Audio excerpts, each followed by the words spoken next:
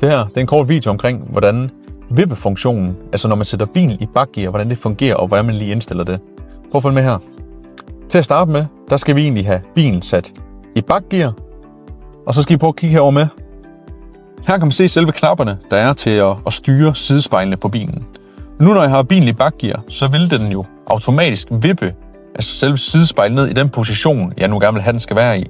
Men man skal selvfølgelig indstille den korrekt, så det passer til dig. Det er vigtigt, at bilen, den lyser af, eller der står auto, er slået til med den lysende knap herover. Og hvis man så for eksempel vælger left, som der lyser, som man kan se her, så kan man indstille selve sidespejl på, hvordan du gerne vil have, positionen skal være. Fordi når du så indstiller den her, imens bilen er i bakgear, så vil den huske den position til næste gang, du sætter den i bakgear.